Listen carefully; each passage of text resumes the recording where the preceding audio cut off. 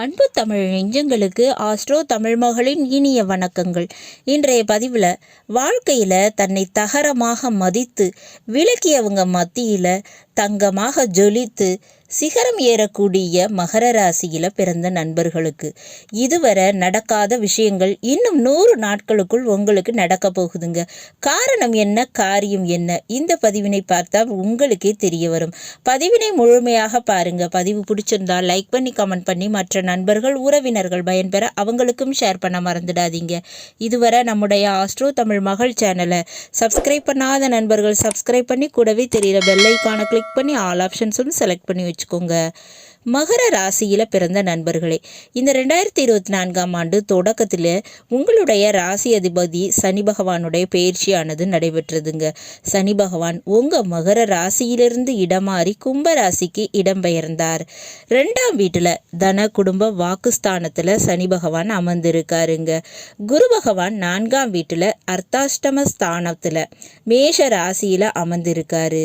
அந்த குரு பகவான் ஏப்ரல் மாத இறுதியில் ரிஷபராசிக்கு மாற்றம் பெறுகிறாருங்க. அப்ப இந்த குரு பெயர்ச்சி இன்னும் 100 நாட்கள்ல நடக்க இருக்குது. குரு பகவான் இதுவரை உங்களுக்கு கொடுக்காத விஷயத்தை, அதாவது இதுவரை உங்களுக்கு நடக்காத விஷயத்தை, அந்த மங்களகரமான விஷயங்களை இந்த 100 நாட்களுக்குள் கொடுத்து விட்டு தான் செல்வாரு. அப்படிப்பட்ட விஷயங்கள் எவை, அதை பத்தி தான் பார்க்க போறோம். அர்த்தாஷ்டம ஸ்தானம் 4ஆம் வீடு, இது கல்வியை குறிக்குங்க. மகர ராசியில் பிறந்தவங்களுக்கு கல்வியில் பிரச்சனை, படிப்பில் பிரச்சனை இருந்துச்சுன்னா அது முதல்ல சரியாயிடும். வண்டி வாகனம் வாங்குவதில் ஏற்பட்ட பிரச்சனைகள் சரியாயிடும். வண்டி வாகனம் இருந்துச்சுன்னா அதில் ஏதேனும் ரிப்பேர் செலவுகள் இருந்துச்சுன்னா அது சரியாகுங்க.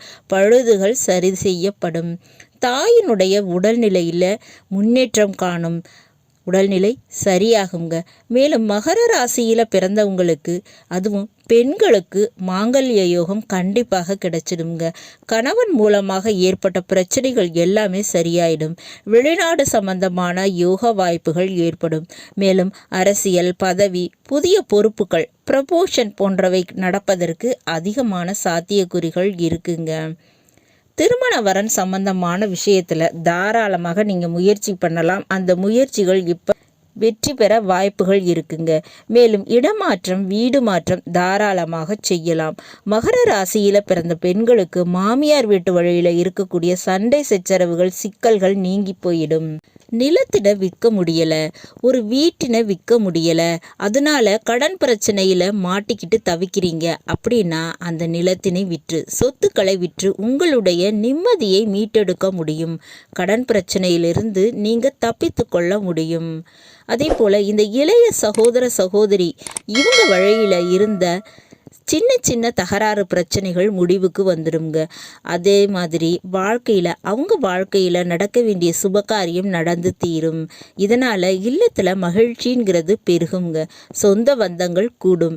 மேலும் 4ஆம் வீட்டிலிருந்து 5ஆம் வீட்டுக்கு செல்லக்கூடிய குரு பகவான் எதிர்பாராத காதல் திருமணத்தை, சொந்தத்தில் திருமணத்தை ஏற்படுத்தி கொடுப்பாருங்க. அதுக்குரிய யோக வாய்ப்பினையும் ஏற்படுத்தி கொடுப்பாரு. குரு பகவான் அமர்ந்திருக்கக்கூடிய வீடு செவ்வாய்க்குடைய வீடுங்க.